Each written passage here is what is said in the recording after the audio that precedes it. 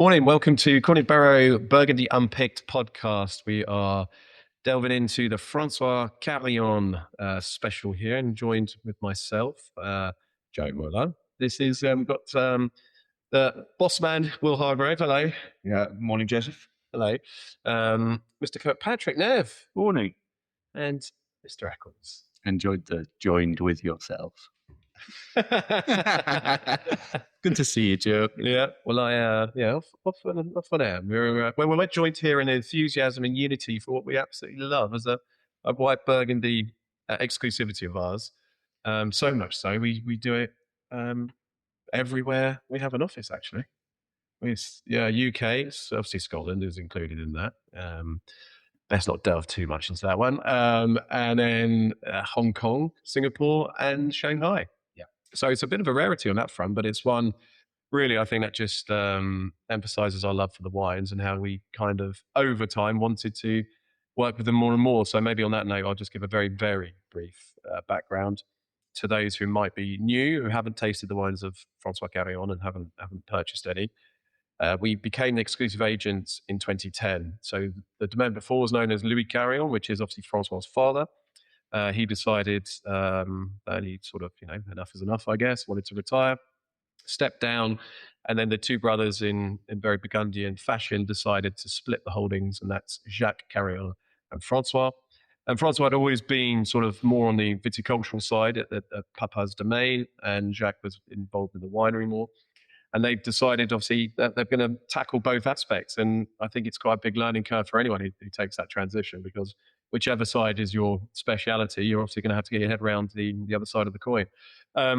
So we were sort of given the nod, weren't we, actually, on the sort of the split. I'm sort of looking at Will then, because Will and I were the only ones here who've been around long enough since we started working with them.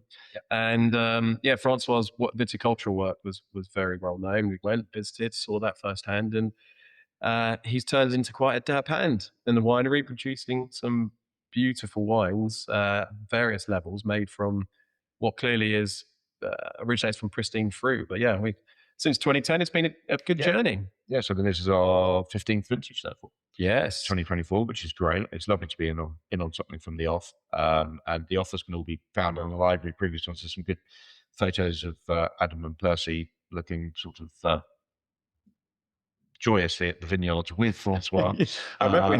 Dressed in a sort of, Percy has almost got a sort of pith helmet on. It's quite fun. I think we did I guess we put a caption contest. There was a caption. Yeah, there was. About 6 years ago with Percy's visit. An internal caption. Anyway.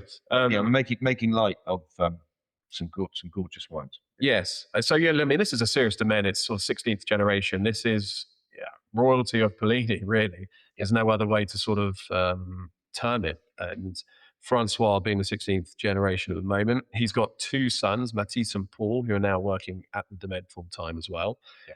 And, that's just great news for the future of the domain as well, because we've started to get to know both the sons a little bit more through our visits. And, François being a man of viticultural expertise, I kind of always, my guys, as a person, I always like to sort of side with those people, because, generally that's where the magic happens, isn't it, in the vineyard? And if you can nail down the vineyards, and you put your practices in, which hopefully are ultimately a philosophy of just producing the best quality fruit through biodiversity, sustainable farming, etc., then you're onto a winner. And that's what we've experienced with that. The domain has a lot of wines. It's got 18 wines in the offer, and those have been added to little by little. The core of the domain, so the Puligny holdings, the Chassagne holdings, have remained the same. Except there's a new Puligny in 24, Le Hub, so Ludi. So that is a new one for this year. But look, I've always been very fond of the wines, because I think they offer very sort of terroir-driven styles, and you've got a lot of fun to explore here with the Premier Cruise and Puligny especially, 4 different styles. And they're wines of elegance. I don't think they're wines that are built for long-term aging. They're wines that at the different levels, which we'll sort of jump into very shortly, give pleasure sooner. But rather than me sort of drone. And I thought them and Aaron might be quite fun. I mean, you guys have been there 6 years with you, Nev, and 3 now with Aaron. What your sort of take on them has been newer-ish to them? Well, yeah, I mean, I sort of first got exposed to them fairly quickly after I joined Cornings, but I was very, very lucky to be served some of the Puligny Village wines and some of the Premier Crus from 2017. At kind of one of very generous customer lunch, yeah, I mean, I think what's really, really clear about the wines is that, you know, across the Puligny holdings in particular, you can really pick out the individual character of the vineyards, which is always something that I like to see. Stylistically, I think they do give you that kind of traditional kind of hedonistic feel that you want from Great White Burgundy. You want wines of intensity, concentration, and texture, and you want to feel like you've got a kind of slightly decadent product. But I think what Francois has really nailed, particularly I think over the last 5 years, certainly, is that, you know, there's the degree of energy and freshness that kind of is brought back to those wines, I think has taken them from a serious place already to a very, very serious place now. And I think, you know, I think that's received amazing critical acclaim. It's received amazing kind of feedback from customers. You know, I think there's a lot of people who think that, yeah, but people, if you look at contemporary Burgundy as a place, you know, there's people clambering over each other for, you know, fairly insignificant bits of terroir. You know, Francois has got some of the greatest terroir in that, you know, a white Burgundy love could ever wish for. And these wines are now at a level where, you know, I think you're seeing, you know, the fullest expression of these amazing sites. So, I mean, yeah, I mean, carry on. I mean, Aaron, you've been quite recently, Yeah. you know, and you know, it's something to watch, isn't it? Really? Yeah, I think you know, taking your point on sort of actually thinking about how you're making the wines.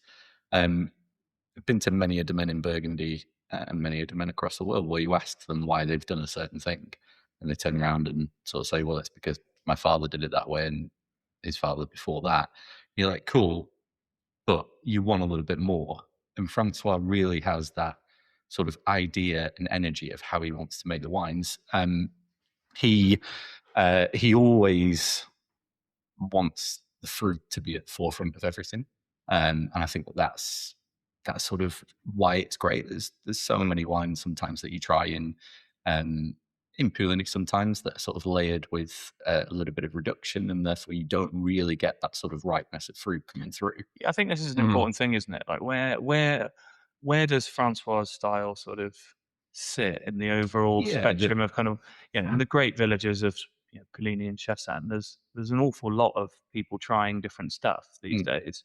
Where do you think that they they definitely sit towards the riper and creamier style of Puligny-Montrachet, and I think that's a style that everybody absolutely loves. Whenever you taste these wines, you're like, they are delicious, lovely, and sort of. There's a generosity. Yeah, generosity is without having the sort of starkness of having the reduction side, or having too sort of laser-like. I think that, but it's always dangerous when you say generous to sort of think, well, it sounds like they're sort of showy.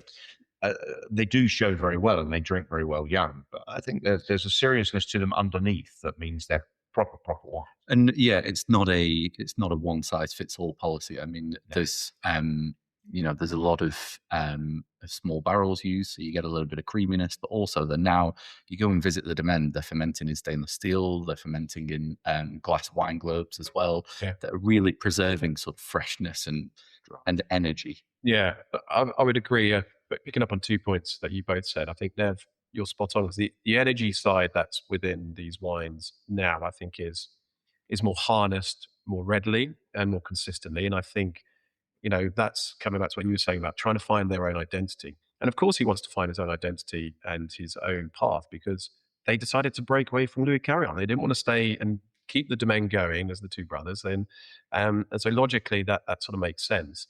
And I think the success that they're finding now, and really, you know, of course, when any new domain starts out, or even when an existing domain maybe picks up a new plot, quite often it takes time for them to find their feet to understand it all. And 2010, what a vintage to come in on.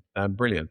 Yep. But I guess, like for me personally, my sort of experiences of François Carillon heightened. Certainly 14. I had his 14s were stunning. And then the 16s, I think, there's a lot of fun. But then on 17 onwards, he's very much into his flow. He's then getting dealt these sort of stellar years as well, which you can really work with. And from then onwards, where we are now into this lovely period, is something where I think he's managing to get energy through the wines. And I think, a big, which is a plus point, this is a range where at the top with the Premier Cru, Puligny and Chassagne, they are quite exceptional, and you've got that sort of verve that comes through them. But there's this array of personality, and we can maybe sort of talk about this next.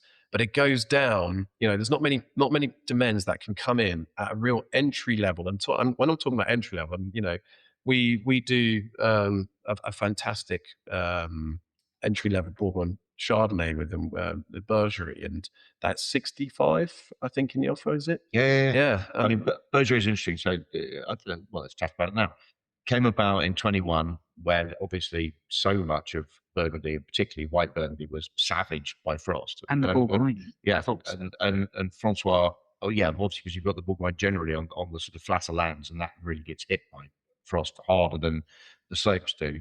And so Francois was looking, totally understandably, for an opportunity to buy in some fruit from the Costier de Nîmes, so further south, and then make it into a Chardonnay in Puligny. So it goes down as Vin de France. It could be Costier de Nîmes, but we've seen from 21 onwards, and I think we've got 22, 23. No, 22. We're all through with 23 in stock, and it's flying. And you're right. I mean, in Bond at 11, just under £11 a bottle in Bond, it's absurd. Yeah. That's not encouragement for the price up there, Francois. But no, it's a hell of a lot of fun to do that. And then you've got a couple of, under our own label and otherwise with the Vieux Clos, you've got a couple of Côte d'Or Bourgognes, which, when did that classification come in? It was around about the same time. 2021. Yeah. So that if Bourgogne could be the generic and still exists, but if you are from fruit from the Côte d'Or, so Côte de Nuit, Côte de Beaune, you can call it Côte d'Or, and it's those are cracking bottles. Yeah, I mean, but it's very rare to get a domain that can really straddle. True. Yeah, those both sides. And what I mean by both sides is like incredibly brilliant value entry level whites, while still maintaining absolute excellence at his top holdings. And I think obviously the team has increased with that. The winery's undergone a lot of transformation. The cellar side, this has all had to be new from when we first visited where it is now. I remember there was one of the first few years, and they're based right in the heart of Puligny, just not far from the main square. And there was always main square as the Trafalgar Square or something. I mean, the Puligny Square. Puligny is a minute village. Very small. But there was a sort of the building where it was, and there was a door that was just led into air. There was just like, and eventually a staircase got built to it. But it was there for sort of 4 or 5 years. And it just always reminded me of sort of a weird film. But you'd go into the office and then you could just open it up and then it'd be straight looking down onto the road. And then obviously now that's all completely transformed. The winery has as well.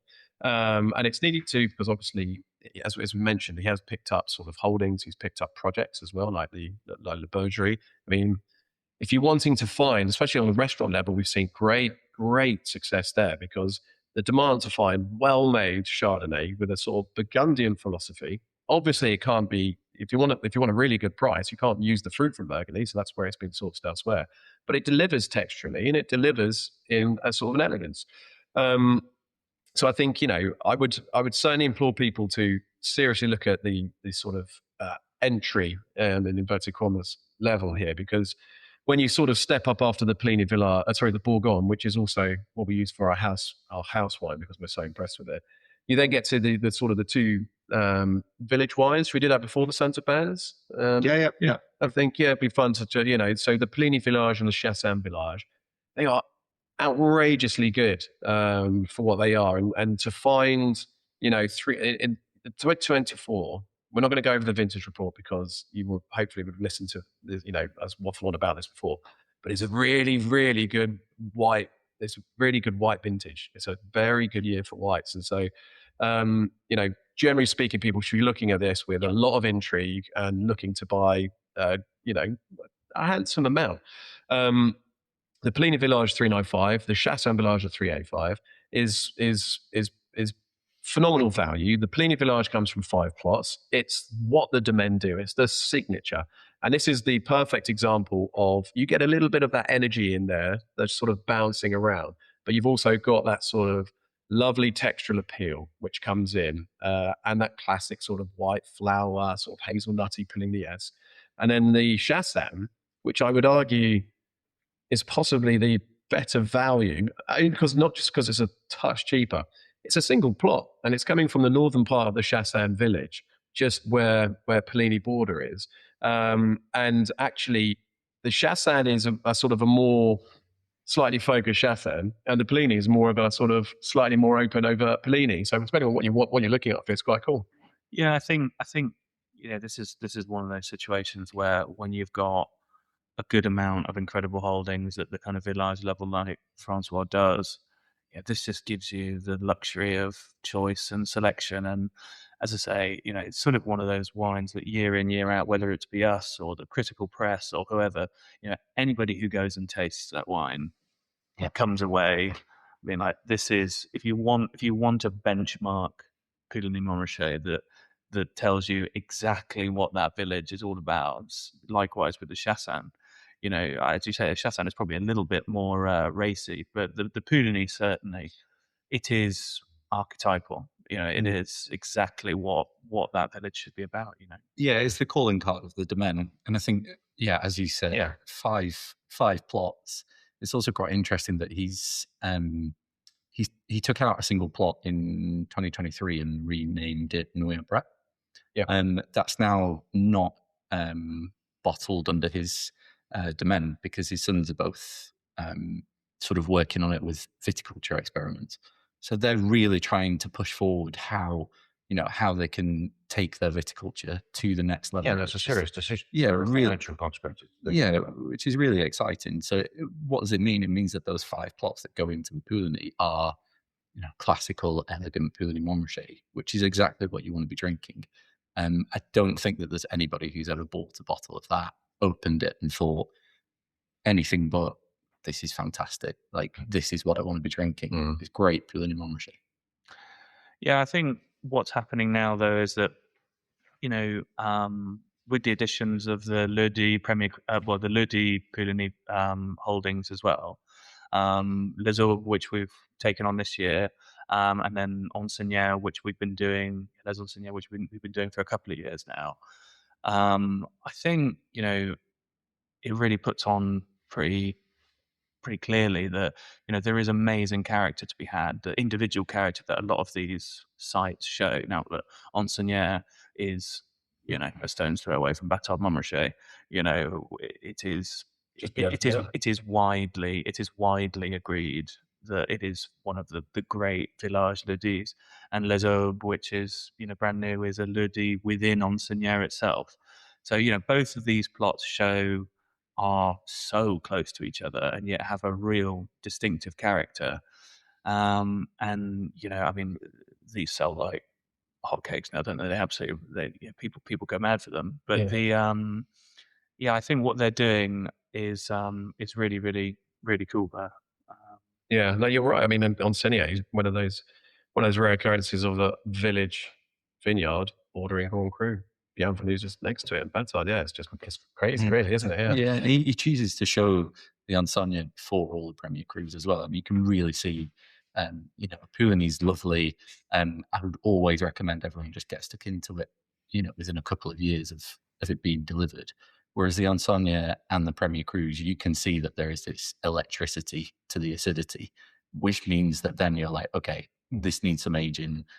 This is really going to benefit from a couple of years, and then you can get stuck into them because they just build such lovely richness around this tension. Yeah, it's a sensational wine. I mean, I know we had a bit of a phase internally with the 22, 22, sorry, yeah, which was electric. It was so stunning. good. So Well, I mean, I think on that theme as well, you know, you sort of neighbours or certainly sort of nearby bedfellows. I mean, for me, the real sweet spot of this domain is the Premier Cru holdings, and you know, okay, I think you can drag on Senior into that 100%. If you look at these Pulignis, and you know, you've got what is quite fun, really, in Combat, you know, is right on the border of the Meursault side. And then you've just got just below it, not too far, not exact neighbours, but Perrier. So you've got two Puligny expressions from that sort of northern Meursault side. Then you come down into a little bit further to south and then up the hill. And then you've got Follatier, which is obviously incredibly well known. And then you go a little bit further beyond the woods, and then you've got Changeux. So you've got these sort of quite cool, which I always like to think about it. You know, if you're buying Carillon for the first time, I always try and recommend, you know, you buy at least one from Combat or Perrier just to sort of see what he's doing, you know, where you've got a little bit. And there are obviously clear differences between those two. And at least one between Follatier and Changeux. Yeah. You know, stylistically, Combat is very, I think the Typicity always shines through in terms of you've got breadth, you've got broad shoulders and density and power, but really, really beautifully, majestically handled. But my favorite from him, which has been since we've started, is Perrier. And it's an interesting one because obviously Meursault Perrier, and it's got no relation. There is quite a sizable distance in Burgundy terms between the two. They don't cross the border, but it can't help. There's a lot of Louis D's and vineyards with Perrier in a name when you're going to Saint-Romain and other places. It's just about, you know, the composition of the soil to indicate that there's a lot of mineral density here, stony sort of subsoil structures. And that definitely reflects, because I think you get the most pure expression, which then translates possibly in the most energetic expression of his Premier Crus. And then, you know, Follatier is all about that sort of floral, open, beautifully sort of stone fruit character, whether that's kind of sort of nectarine, you know, white peach or yellow, depends on the vintage. François calls it his enfant terrible. Oh, really? Yeah, yeah. I mean, I think, but it is interesting, and also he's pretty low on the oak, and I hate talking about sort of percentages of new oak and things, but he's kind of 10, 15, 20% max. And I think that is a part of what gives the wines their generosity, is that there's not a sort of wood tannin or a hardness that needs to be waited to go. Because I think the wines are just pretty open on that. And that's why I think Follatier, I always quite like the fact that Follatier is flattering, and the word, the sort of name suggests it, and I find it lovely. But a lot of people's Follatier is actually quite toasted and quite oaked. And here you're actually getting a true sense of Follatier because you don't have that makeup or of oak. So I think it does make the wines approachable earlier, but I think it not at the sort of loss of any complexity or anything like that. No, definitely. He's lower on oak and up in size, because a lot of his barrels are 350s, not 228. So he's trying to really show, you know, in liquid form, the expression of. And if you've got ripe fruit from warm vintages, and we're going to have more and more warm vintages, and more vintages with heat spikes in them.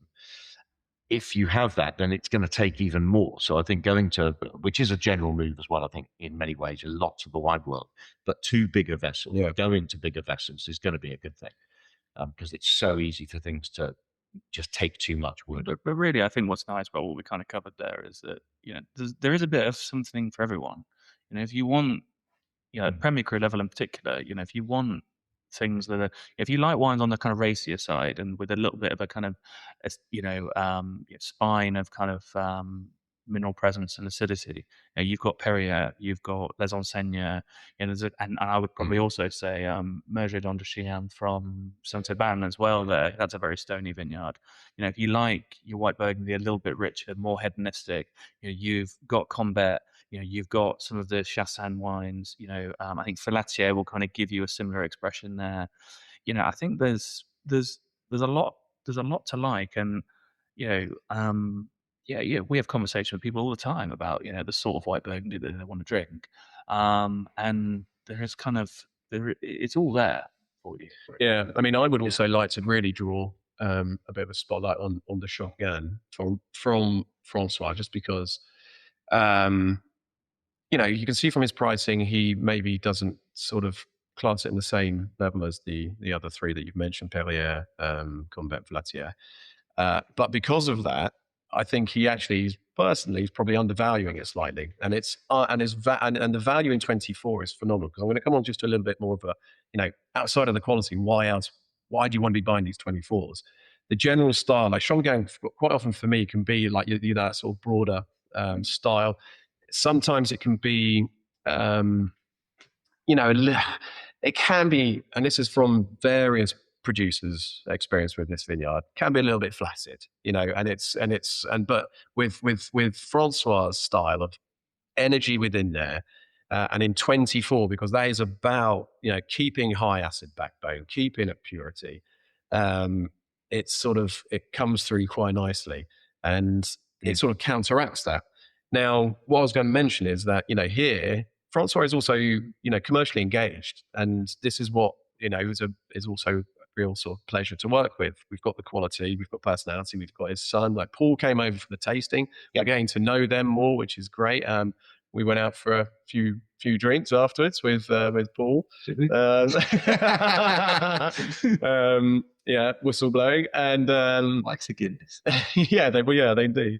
And you get to know the family, but on the commercial side, there's 18 wines that have been offered in 2024. 11 of them, the prices he has come down and come down quite considerably on 23s. And this is a better vintage for whites, in my opinion, than 23. So it really is a bit of a sort of instant no-brainer to be engaged with this offer. If you're going to be buying François Carillon, definitely. If you're considering getting a selection of white Burgundies, this is where you should be looking.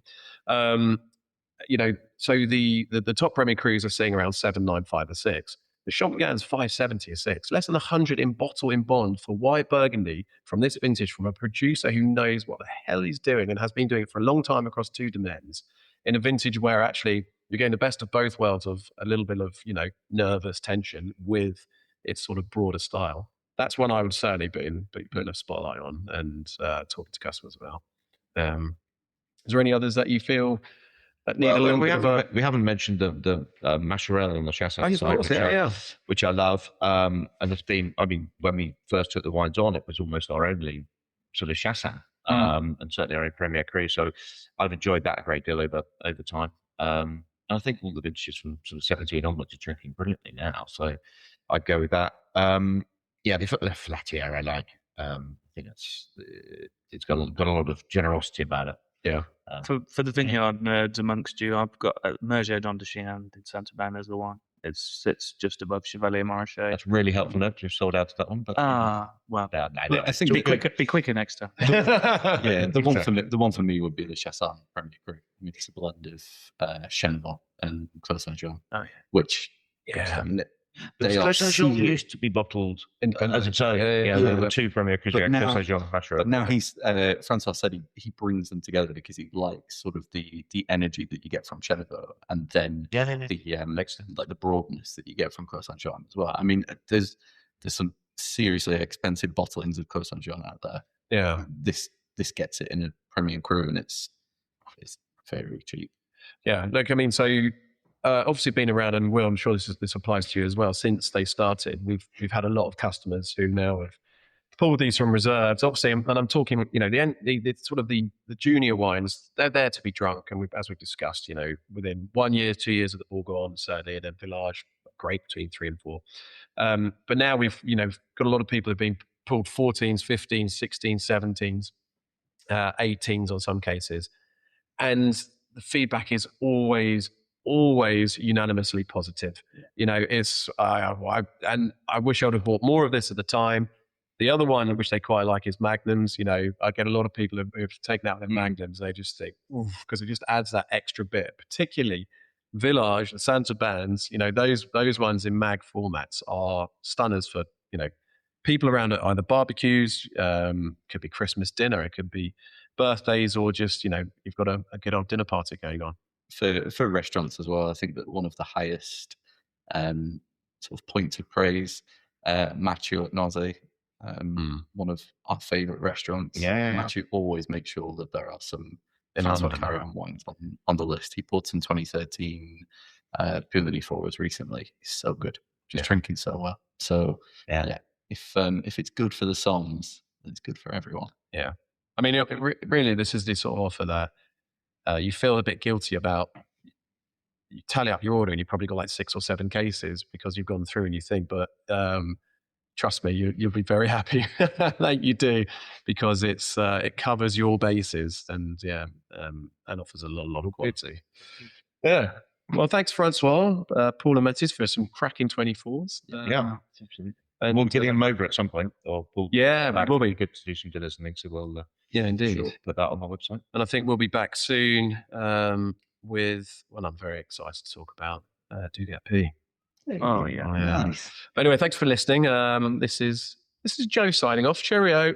Yeah, Will signing off. It's nice to be with you, Joe. Oh, and peace be with you. Ciao.